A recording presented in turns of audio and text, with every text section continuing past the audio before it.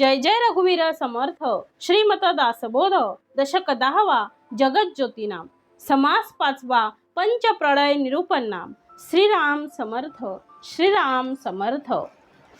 ऐका प्रलयाचे लक्षण पिंडी दोन्ही प्रलये जाण एक निद्रा एक मरण देहांत काळ। श्री समर्थांनी दशक 10वा ज्याचं नाव आहे जगज्योती नाम आणि त्यामधील समास 5वा पंचप्रलय निरूपण नाम याचं निरूपण आज समर्थ आपल्याला देत आहे। समासाचं नावच आहे पंचप्रलय निरूपण नाम। किती प्रलय आहेत? 5 प्रलय आहेत आणि त्या 5 प्रलयांचं समर्थानी विवरण आज आपल्याला या समासामध्ये दिलेलं आहे। पंचप्रलय समर्थाने इथे सांगितलेली आहेत आणि त्या पंचप्रलयांचा परिचय आता आपल्याला समर्थ करून देत आहेत आणि समर्थ शेवटी विवेक प्रलय काय आहे तेही सांगणार आहेत। म्हणून समर्थ पहिल्याच ओळीमध्ये ऐका प्रलयाचे लक्षण पिंडी दोन्ही प्रलये जाण एक निद्रा एक मरण देहांत काळ। आता समर्थ म्हणतात आहे की आता प्रलयाचे लक्षण तुम्ही जाणून घ्या आणि पिंडाच्या ठिकाणी किती प्रलय आहेत? पिंडी दोन्ही प्रलये जाण। पिंडाच्या ठिकाणी 2 प्रलय आहेत आणि त्या 2 प्रलयांपैकी एक निद्रा एक मरण देहांत काळ। एक निद्रा आहे आणि दुसरा आपला देहांत काळ आहे म्हणजेच देहाचे मरण आहे।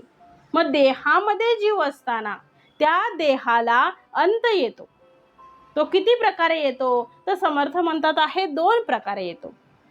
पहिला अंत कसा आहे? क्षणिक आहे, ज्याला आम्ही निद्रा म्हणतो।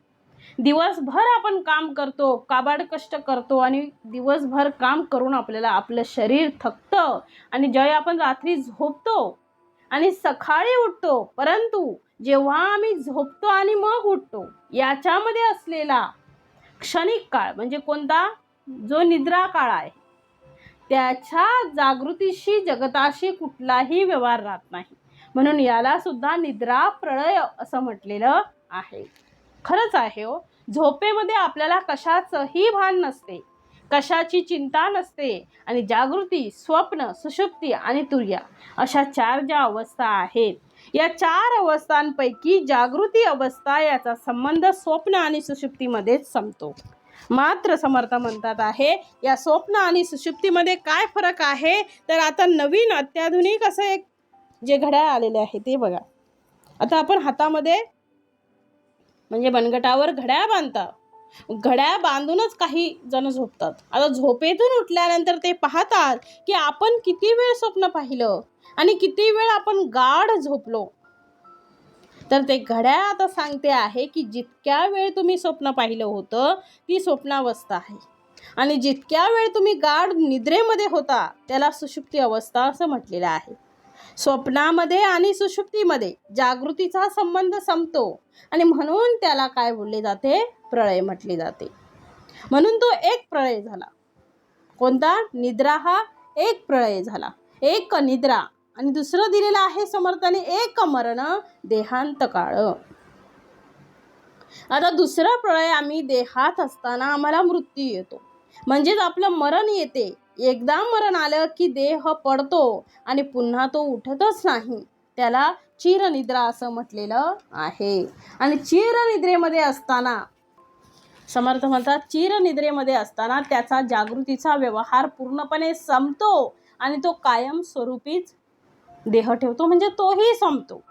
पुन्हा तो देह एकदा काही देह ठेवला की परत तो देह आपल्याला इथे दिसत नाही आणि झोपेमधला व्यवहार काही क्षणापुरता संपतो म्हणजे काही क्षणापुरती ते सगळं थांबलं जातं। म्हणजे आपण ज्यावेळी झोपतो गाढ निद्रेमध्ये असते ते काही क्षण थांबतं, परंतु आपण जागे झाल्यावर पुन्हा जैसे थे म्हणजे एक निद्रा एक मरण देहांत काळ। म्हणून दोन्ही प्रकारचे हे जे प्रलय आहेत तेच समर्थ इथे सांगतात आहे एक निद्रा एक मरण देहांत काळी। आता पुढे समर्थ देतात आहे देहधारक तिन्ही मूर्ती। 3 प्रकारचे देव आहेत, रजतम आणि सत्व, आणि या गुणांनी ते नटलेले आहेत, ब्रह्मा, विष्णू आणि महेश। तिन्ही देवतांना सुद्धा विश्रांतीची गरज आहे, निद्रेची गरज आहे आणि त्यामुळे ते जेव्हा निद्रेला जातात त्याच वेळेस सुद्धा ते एक निद्रा प्रळय त्यांचा जो आहे त्याला त्यांनी म्हटलेला आहे निद्रा प्रळय तो कोणाचा? ब्रह्मांडीचा. म्हणजे देहधारी त्रिदेव म्हणजे कोण? ब्रह्मा विष्णू देहधारक तिन्ही मूर्ती निद्रा जेव्हा संपादिती तो निद्रा प्रळय शोती ब्रह्मांडीचा जाणावा. म्हणजे देहधारी त्रिदेव सांगितले आहेत. त्रिदेव कोणते? ब्रह्मा विष्णू आणि महेश. आणि ज्यावेळी निद्रा घेतात हे देव ज्यावेळी निद्रा घेतात त्यावेळी काय होतं? तर ब्रह्मांडातील निद्रा प्रळय होतो. मग समर्थ म्हणतात आहे की ब्रह्मा विष्णू महेश निद्रा प्रळय तो ब्रह्मांडीचा. हा एक तिसरा प्रळय आहे. आणि चौथा प्रळय कोणता आहे? तर ब्रह्मा विष्णू महेशांना कायम स्वरूपी आपला देह ठेवावा लागतो आणि पुन्हा ब्रह्मनील व्हावे लागते. दोन्ही पिंडी दोन्ही ब्रह्मांडी चारी प्रळय नवखंडी पाचवा प्रळय उदंडी जाणीजे विवेकाचा. तिन्ही मूर्तीस होईल अंत ब्रह्मांडास मांडेल कल्पांत तेव्हा जाणावा नेमस्त ब्रह्मप्रळय झाला. मग त्यांना काय? ब्रह्मनील व्हावे लागते. त्याला ब्रह्मा आणि विष्णू महेशांचा हा ब्रह्मांडीचा प्रळय असं म्हटलेलं आहे. दोन प्रळयांमध्ये काय फरक आहे? तर एक काही क्षणासाठी म्हणजे झोपायला जातात त्याला ब्रह्मांडीची निद्रा प्रळय म्हणतात. म्हणजे ब्रह्मांडीचा निद्रा प्रळय आणि ब्रह्मांडाचा अंतप्रळय असं म्हणतात की त्यांना देह ठेवूनच द्यावा लागतो. जसं मनुष्याला कायमस्वरूपी देह ठेवावा लागतो तसा ब्रह्मा विष्णू महेशांना सुद्धा ठेवावा लागतो. म्हणून पिंडी ते ब्रह्मांडी किंवा ब्रह्मांडी ते पिंडी असं वचन प्रसिद्ध आहे. म्हणून समर्थ त्याचं इथे वर्णन आधी करतात आहे. म्हणून म्हटलेलं आहे तिन्ही मूर्तीस होईल अंत. ज्यावेळी या तिन्ही देवांचा अंत होतो तेव्हा काय होईल? ब्रह्मांडास मांडेल कल्पांत. आता इथे मूर्ती हा शब्द कसा निर्माण झाला हे माहीत असायला हवं. आता मूर्त आणि काय हो? अमूर्त. अमूर्त असणे म्हणजे आपल्या दृष्टीस न पडणे, ते आपल्याला अनुभवास न येणे त्याला अमूर्त म्हणतात. आणि ते अनुभवास यायला लागलं किंवा ते आहे अशी जाणीव व्हायला लागली त्याला मूर्त असं म्हणतात. मूर्त संकल्पना साकार झाली, अमूर्त संकल्पना साकार झाली असे शब्द आपण वापरतो. आता जे अमूर्त आहे ते मूर्त झालं म्हणजे निर्गुण जो परब्रह्म आहे तो सगुणामध्ये आलेला आहे म्हणून मूर्ती झाली. म्हणजेच भगवंताने देह धारण केला, अवतार त्यांचा आला. अवतरती ते घेतात आहे जन्म, ते येतात आहे. अवतरण त्यांचं होतं आहे म्हणजे त्यांचं येणं आहे.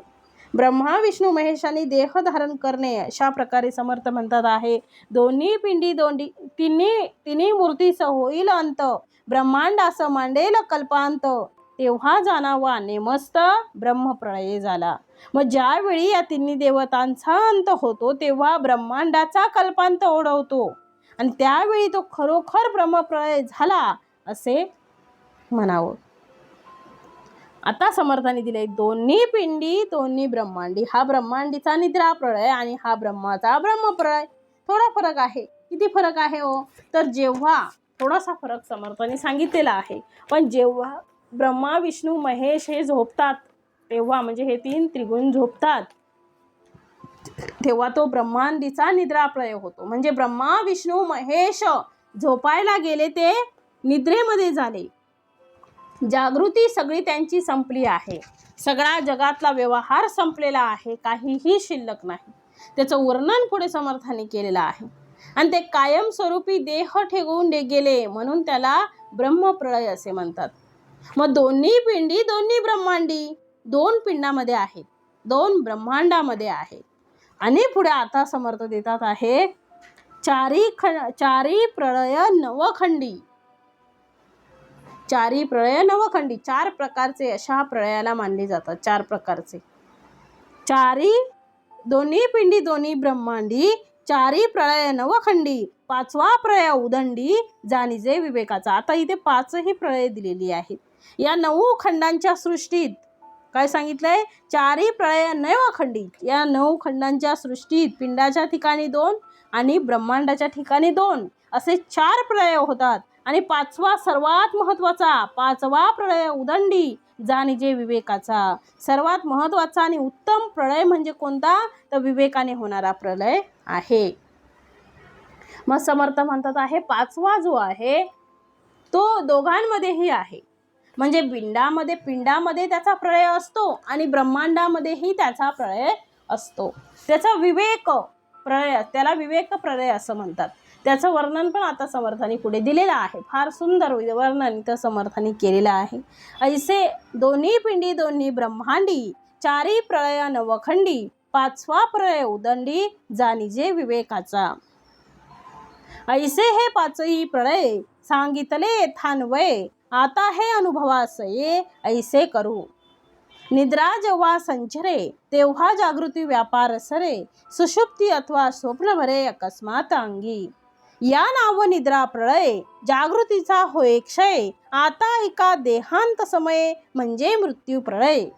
आता समर्थ काय म्हणतायत, ऐसे हे पाचही प्रळय सांगितले यथान्वय, याप्रमाणे मी पाच प्रलय म्हणजे पिंडाच्या ठिकाणी 2, ब्रह्मांडाच्या ठिकाणी 2 झाले, म्हणजे 2 आणि 2 4 झाले. आणि पाचवा सर्वात महत्वाचा उत्तम प्रलय समर्थांनी दिले तो विवेकाचा.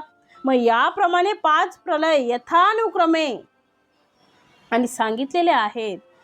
ऐसे हे पाचही प्रळय सांगितले यथान्वये, आता हे अनुभवास ये ऐसे करू. आता ते अनुभवास येतील अशा रीतीने त्यांचे आता आपण वर्णन करू. आता काय म्हटलंय समर्थांनी, जेव्हा झोप येते तेव्हा काय होते हो, निद्रा जेव्हा संचरे तेव्हा जागृती व्यापार सरे, सुषुप्ती अथवा स्वप्न भरे अकस्मात अंगी. म्हणजे ज्यावेळी झोप येते त्यावेळी जागृतीत होणारे सर्व व्यापार थांबले जातात हो, आणि अकस्मात गाढ झोप लागते अथवा त्याला काय होतं, स्वप्न पडतात. बघा ज्यावेळी झोप येते ना ते समोरचं काहीच दिसत नाही. कुठेही जागा भेटली, कशी जागा असली तरी एकदाचं तिथे पडलं आणि झोपलं की झोप कशी कोणत्याही अवस्थेत झोप येते. मग झोप कशी आहे बघा, एकदा निद्रा आली की काही वेळासाठी तरी निद्रा घ्यावी लागते, नाही तर काय होईल, जेव्हा झोप येते तेव्हा काय होते, तो ज्याने म्हणजे ज्याचा त्याचा अनुभव त्याचा वेगवेगळा आहे. कोणाला जांभही येतात. समर्थ म्हणतात, एका समर्थामध्ये याच्यामध्ये निद्रा निरूपणमध्ये दिलेला आहे, डका डका डोलक्या देती, चट चटा चटके आवाजती. समर्थांचं हे निद्रा प्रळयाचं समर्थांनी इथे दिलेलं आहे. समर्थांनी निद्रा प्रळयाचा एक पूर्ण समासच दिलेला आहे. मग निद्रा आल्यानंतर काय होते, डका डोलक्या देती, चटा चटके आवाजती. त्याचं फार सुंदर वर्णन समर्थ त्या समासामध्ये करतात आहे. काय अवस्था होते हो झोप आल्यानंतर, तर समर्थ म्हणतात तेव्हा जागृती सरे, जागृती काय होते त्यावेळी संपते. मग निद्रा जेव्हा संचरे तेव्हा जागृती व्यापार सरे, जागृतीचा व्यापार काय होतो, संपून जातो. सुषुप्ती अथवा स्वप्न भरे अकस्मात अंगी. या नावे निद्रा प्रळय जागृतीचा होय क्षय, आता एका देहांत समये म्हणजे मृत्यू प्रलय. समर्थ म्हणतात आहे या प्रकारे जागृतीचा क्षय होतो आणि त्याला म्हटलेलं आहे जागृतीचा क्षय होणे म्हणजे निद्रा प्रलय. जे पहिल्या सुरुवातीलाच दिलंय समर्थांनी, 2 प्रलय, पिंडाच्या ठिकाणी 2, ब्रह्मांड ठिकाणी 2. मग त्यामुळे जागृतीचा काय होतो, क्षय होतो आणि निद्रा प्रलय त्यालाच निद्रा प्रलय म्हणतो. आता देहांताच्या वेळी जो प्रलय होतो त्याला मृत्यू प्रलयासंबंधी म्हणजे देहांताच्या ठिकाणी होतो तो मृत्यू प्रलय होतो. मग आता त्याचं समर्थाने वर्णन केलेलं आहे. समर्थ म्हणतात आहे मृत्यू प्रलयाचा हा देहांताचा काय होतो, मृत्यू प्रलय आहे. देह ठेवला जातो, देह संपतो, इथे देह ठेवला जातो, इथे देह संपतो आपला, म्हणजे देहाचा जो काही कारभार आहे तो इथे समाप्त होतो. आणि देही रोग बळावती अथवा कठीण प्रसंग पडती, तेने पंच प्राण जाती व्यापार सांडुनी. मरण म्हणजे काय आहे, तर ते मेल्याशिवाय कळत नाही. आपण म्हणतो ना की स्वतः मेल्याशिवाय स्वर्ग दिसत नाही. मरणे म्हणजे काय आहे, तर पंचप्राण जे आहेत. आता पंचप्राण म्हणजे कोण, तर एक म्हणजे प्राण, दुसरा आहे व्यान, तिसरा उदान, चौथा समान आणि 5वा आहे अपान. हे काय आहेत, पंचप्राण आहेत. हे 5ही प्राण आपला देह ठेवून बाहेर पडतात. मन सुद्धा बाहेर पडते, म्हणजे पंचप्राण आणि मन यांनी आपलं स्थळ सोडून दिलं आणि ते परत त्या जाग्यावर एकदा सोडलं की परत त्या जाग्यावर येत नाही. त्याला देह ठेवणे असे म्हणतात. एकदा मृत्यू झाला की पुन्हा तो उठणार नाही, कारण ठेवलेलाच जातो तो. पंचमहाभूतांमध्ये सगळे आपापले घटक जिथल्या तिथे चालले जातात. तो देह परत येत नाही. मनुष्य मरतो तेव्हा डॉक्टर टेटस्कोप त्याच्या छातीला लावतो. ते म्हणतात श्वास नाही. नाकाजवळ दोरा धरतात, श्वास नाही. नाडी पाहिली जाते तर नाडी बंद असते, आपण म्हणतो गेला. डोळे उघडून पाहतात तर नेत्रांमधलं जे तेज आहे ते नष्ट होते. सगळे दात्र जिथल्या तिथे शिथिल असतात.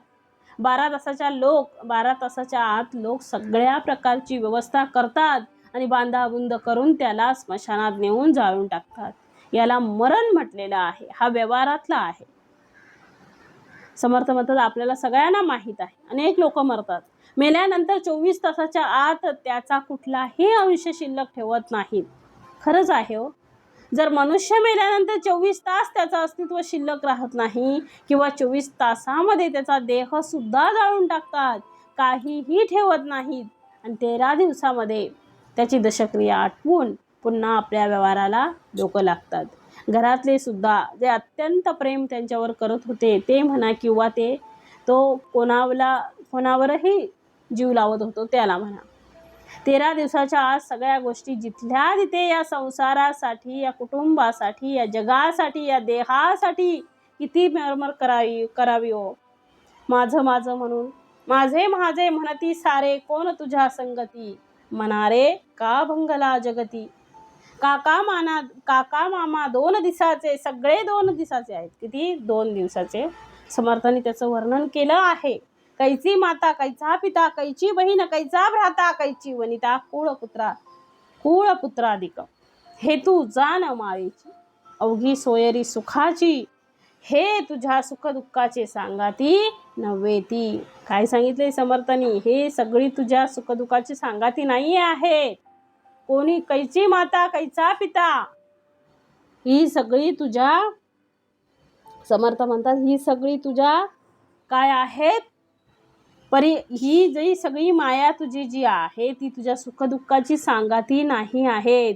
मग समर्थांनी पुढे दिले आहे, हे तू जाण मायेची अवघी सोयरी सुखाची, हे तुझ्या सुखदुःखाचे सोयरे नाही, ही तुझ्या सुखदुःखाची सांगाती नाहीत आहेत. म्हणून समर्थ म्हणतात आहे,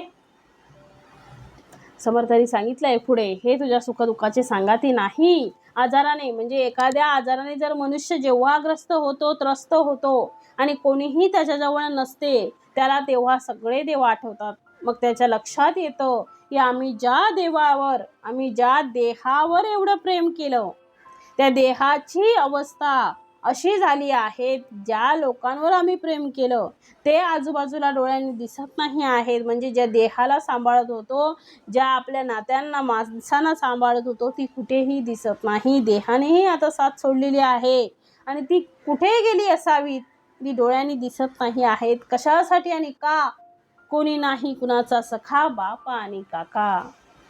काय म्हटलंय समर्थाने? कोणी नाही कोणाचा सखा, बापा आणि काका. बहीण मारे हाका रडत राहतील की, बांधुनी यमाचे हाती तुला देतील की. आता बाई कसं मी काय करू, लहान लेकरू याला कोण पुसे. तो गेल्याचं दुःख नाही आहे हो, या लेकराला कोण पुसेल याचं दुःख आहे, याची चिंता आहे. गेल्यासाठी रडणं नाही आहे. तर याचा आता कोण करील. जाई शरण सद्गुरु पासी. काय म्हटलंय? केव्हा? आता बाई कसमी करू, लहान लेकरू याला कोण पसे. ज्यावेळी लेकराला बघायला कोण नाही त्यावेळी काय करतो? जाई शरण सद्गुरु पासे. आता सद्गुरूंची आठवण झाली, सहज अवतरसी. म्हणून जीवाने देह आहे तोपर्यंत आपल्या हिताचा विचार केला पाहिजे. आमच्या हिताचा विचार हा अर्धा तास आहे, बाकी राहिलेले जे 23.5 तास आहेत ते संसारासाठीच आहेत. सगळं संसारासाठीच आहे. म्हणून समर्थ म्हणतात, प्रपंच सुखे नैव करावा, तरी काही परमार्थ वाढवावा, परमार्थ अवघाची बुडवावा, हे बरे नव्हे. म्हणून समर्थांनी दिलंय मृत्यूप्रलय. आणि हा येण्या अगोदर आमचा विवेक प्रलय जागा झाला पाहिजे. समर्थांनी विवेक प्रलयाचा विचार 4 प्रलयानंतर सांगितला आहे. पण विवेक प्रलय याचा अर्थ हे नश्वर आहे. जग हे काय आहे? नश्वर आहे. त्याच्यामध्ये तू गुंतू नको. हाच खरा विवेक प्रलय आहे. विवेकाने सार आणि असार अलग करणे आणि असार टाकून सार घेणे याला विवेक प्रलय असं म्हटलेलं आहे. विवेकाने जगत नाही हे मनाने निश्चय करणे आहे. बुद्धीचा दृढ संकल्प करणे आहे. आणि नंतर सार काय, असार काय आहे, सार काय आहे, भगवंत सार आहे असं समजणे याला विवेक प्रलय असं म्हटलेलं आहे. संतांच्या जवळ तो कायम असतो. म्हणून संत गेल्या आल्याचं दुःख करत नाही. आहे तितुके देवाचे ऐसे वर्तने, म्हणून समर्थ म्हणतात तिथे पुढे वर्णन केलं आहे. अशा प्रकारे मृत्यू प्रलयाच्या वेळी सर्व आपल्याला टाकून जावे लागणार आहे. म्हणून मग समर्थ पुढच्या ओळीमध्ये म्हणतात आहे, तिन्ही दोन्ही पिंडी दोन्ही ब्रह्मांडी, चारी प्रलय नवखंडी, पाचवा प्रलय उदंडी, जाणीजे विवेकाचा. ऐसे हे पाचही प्रलय सांगितले थानवय. आता पाचही प्रलय समर्थांनी सांगितली. दोन्ही पिंडाचे, 2 ब्रह्मांडाचे आणि 5वा आहे तो विवेक प्रलय, सर्वात महत्वाचा आणि उत्तमाचा. ऐसे हे 5ही प्रलय सांगितले थानवय. आता हे अनुभवास ये ऐसे करू. निद्रा जेव्हा संचरे. आता समर्थ म्हणतायत निद्रा जेव्हा संचरे, जागृतीचा होय क्षय, तेव्हा जागृती व्यापार असे. तर समर्थांनी पुढे दिलेला आहे, निद्रा जेव्हा संचरे तेव्हा जागृती व्यापार.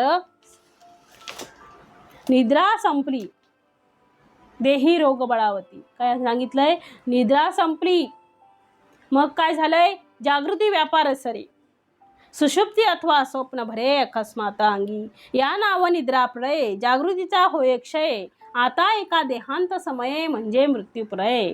देही रोग बळावती अथवा कठीण प्रसंग पडती, तेने पंचप्राण जाती व्यापार सांडुनी. तिकडे गेला मन पवनू, इकडे राहिली नुसती तनू, दुसरा प्रलय अनुमानू असे चिना. आता समर्थ म्हणतात या नाव निद्रा प्रलय, जागृतीचा होय क्षय.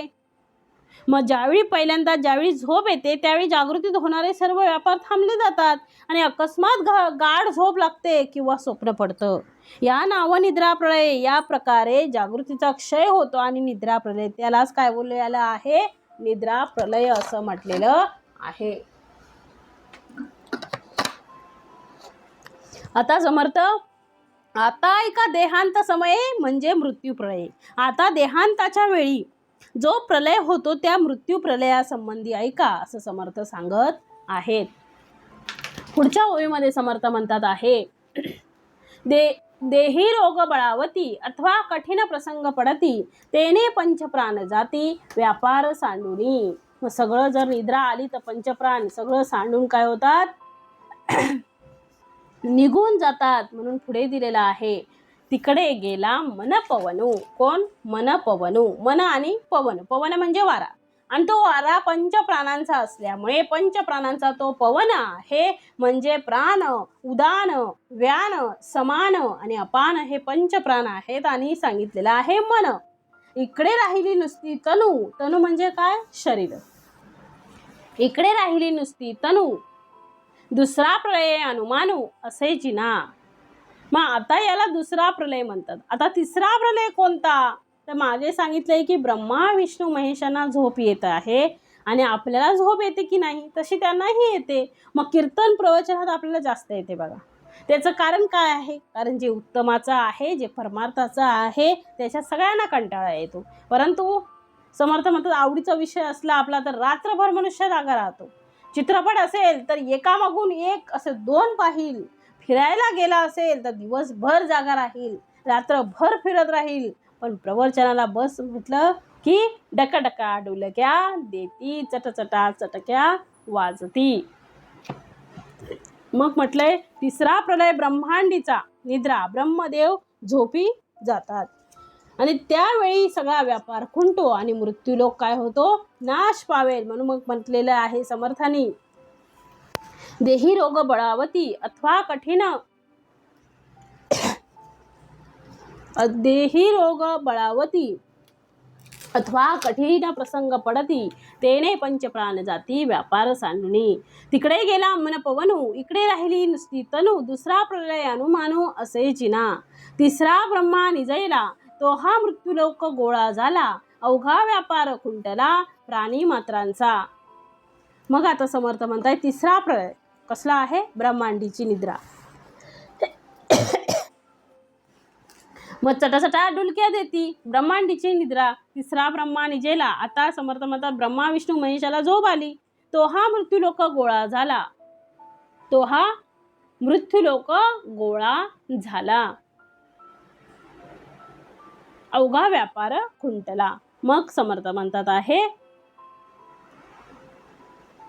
की ज्याप्रमाणे व्यापारी लोक आपले दुकान बंद करून रात्रीच्या वेळेस आपल्या घरात झोपतात, तेव्हा वस्तू देणाराही तिथे नसतो आणि वस्तू घेणाराही नसतो. जसं मार्केटचा व्यापार रात्री बंद होतो, तसा संपूर्ण जगाचा व्यापार ब्रह्मा विष्णू महेश हे निद्रिस्त असताना सगळ्या प्राणीमात्रांचा व्यापार कायम बंद होतो. जोपर्यंत ते झोपले आहेत तोपर्यंत बंद आहे. ते उठले की जग उठते, ते झोपले की जग झोपते.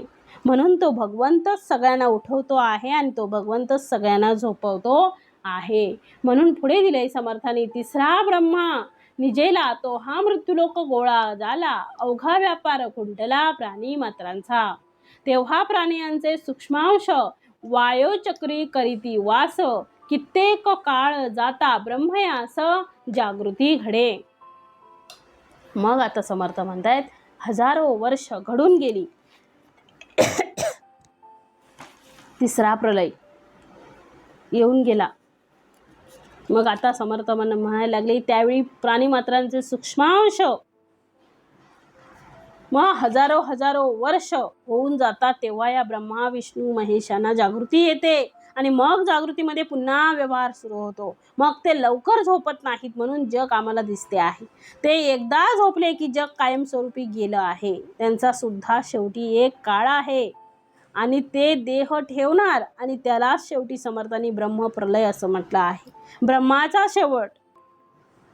मग ब्रह्माच्या शेवटी समर्थांनी ब्रह्मप्रलय त्यालाच ब्रह्मप्रलय असं म्हटलेलं आहे. ब्रह्माचा शेवट ब्रह्मा विष्णू महेशाचा. इथे ब्रह्मा विष्णू महेशामधला ब्रह्म आहे, तो निर्गुण निराकार ब्रह्म नाही हो. म्हणून पुढे म्हटलंय पुन्हा मागुती सृष्टी रची. आता काय सांगितलंय, आता सगळी प्रलय सांगितली, परंतु ज्यावेळी ब्रह्मा विष्णू महेश झोपी जातात त्यावेळी काय होईल, सगळा व्यवहार बंद होईल. परंतु समर्थ म्हणतात पुन्हा मागुती सृष्टी झाली. पुन्हा मागुती सृष्टी, तेव्हा प्राणी यांचे सूक्ष्मांश वायुचक्री करीती वास, कित्येक काळ जाता ब्रह्मयास जागृती घडे. पुन्हा मागुती सृष्टी रची, विसंचिले जीव मागुते संची, सीमा होती आयुष्याची ब्रह्मप्रलय मांडे. व पुन्हा सृष्टी रचना होते. अशा प्रकारे ब्रह्मप्रलय मांडला जातो. आणि जेव्हा ब्रह्मा विष्णू महेश आपला देह ठेवतात तेव्हा पुढे शतवर्षे मेघ जाती. जेव्हा ब्रह्मप्रलय होतो तेव्हा काय सांगितलंय, शतवर्षे, तेव्हा सृष्टीचा अंत होतो, ब्रह्मांडाचा अंत होतो. ती पुन्हा रचली जात नाही आणि तिथे काही शिल्लक राहत नाही. काहीच म्हणजे काहीच नाही. म्हणून समर्थ म्हणतात आहे पुन्हा मागुती सृष्टी रची, विसंचिले जीव मागुते संची, सीमा होता आयुष्याची ब्रह्मप्रलय मांडे. शतवर्षे मेघ जाती, तेने प्राणी मृत्यू पावती, असंभाव्य तर्केक्षिती मर्यादे वेगळी. सूर्य तपे 12 कळी, तेने पृथ्वीची होये होळी, अग्नी पावता पाताळी शेष विषवर्भी. मग आता म्हटले समर्थाने शतवर्षे मेघ जाती, तेने प्राणी मृत्यू पावती, असंभाव्य तर्केक्षिती मर्यादे वेगळी. मग पाऊस पडतो, प्राणी मरतात, पृथ्वी फाटते, भूकंप होतो, सूर्य तापतो. काय म्हटलंय, शतवर्ष निघून गेली, शतवर्षे मेघ जाती, पाऊस पडतो, प्राणी मृत्यू पावतात, असंभाव्य तर्केक्षिती मर्यादे वेगळी, सूर्य तपाये 12 कळी, सूर्य तापत राहतो किती 12 कळी, आणि हजारो वर्षापर्यंत तिथे पाऊसच पडत नाही, पृथ्वीची होळी होऊन जाते. म्हणून पुढे म्हटलेलं आहे, सूर्य तपे 12 कळी, तेने पृथ्वीची होये होळी, अग्नी पावता पाताळी, शेष विष वमी, विष वमी म्हणजे शेष सुद्धा विष वमी, तो शेष ते शेष काय होतो, ओकायला लागतो. त्यामुळे पुढे काय होते, तर आकाशी सूर्याच्या ज्वाळा, पाताळी शेष वशी विम, पाताळी शेष विष वमी गरडा, दोही करून जाता भोळा उरी कैची. मग दोन्ही ठिकाणी वरून आणि खालून, म्हणजे वरती आभाळ आकाशी सूर्याच्या ज्वाळा तेज होतात आणि खाली शेष विष वमन करायला सुरुवात करतात. शेष सुद्धा विष वमन करतात, तो शेष सुद्धा ओकायला लागतो. आणि त्यामुळे आकाशी सूर्याच्या ज्वाळा, इतका सूर्य तापतो की तो गरळ ओकायला लागतो आणि सगळ्यांकडनं पृथ्वी जाळायला लागते. पृथ्वीला सुद्धा आता तिथून वाचायला जागा नाही.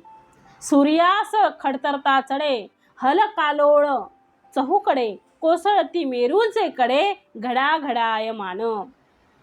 पृथ्वीच्या मध्ये असा बदल होतो, सगळीकडे हलकल्लोळ होतो, मेरू तुटून जातात, सगळीकडे भयानक असं वातावरण निर्माण होतं. मग म्हटलंय समर्थाने, आकाशातून सूर्याच्या ज्वारा व पाताळातून शेष ओकलेले विष या प्रकारे दोन्हीकडून जळू लागल्यावर पृथ्वी शिल्लक तरी कशी राहील. मग सूर्यास खरतरता चढे, कालोळ चहूकडे, कोसळती मेरूचे कडे, घडाघडायमान. अमरावती सत्यलोक वैकुंठ कळला साधिक, याही वेगळे नाना लोक भस्मोन जाती. मग सूर्य अधिकच उग्रतेने तापू लागतो आणि त्यामुळे चहूकडे हलकल्लोळ माजतो. कडकडाट करून मेघू पर्वताचे कडे धडाधड कोसळू लागतात. मग समर्थांनी पुढे म्हटलंय, अमरावती सत्यलोक वैकुंठ कैळा साधिक, याही वेगळे नाना लोक भस्मोन जाती. आता काय होतंय, अमरावती सत्यलोक म्हणजे अमरावती राहत नाही, म्हणजे इंद्रांची नगरी राहत नाही. वैकुंठ कैळा साधिक, वैकुंठही राहत नाही, कैलासही राहत नाही. याही वेगळे नाना लोक भस्मोन जाती. त्याच्याशिवाय बाकी ब्रह्मा विष्णू महेशाने आपला देह ठेवला आहे. मग पुढे म्हटलंय, मेरू अवघाची घसरे, तेथील महिमाच ओसरे, देव समुदाव वावरे वायोचक्री. भस्म झाली या धरत्री, पर्जन्य पडे शुंडाधारी, मही विरे जळा तरी निमिष मात्रे. मेरू पर्वतच नष्ट होतो, त्याच्या सर्व सीमा म्हणजे अमरावती सत्यलोक वैकुंठ कैलास याशिवाय अनेक सर्व लोक जळून खाक होतात.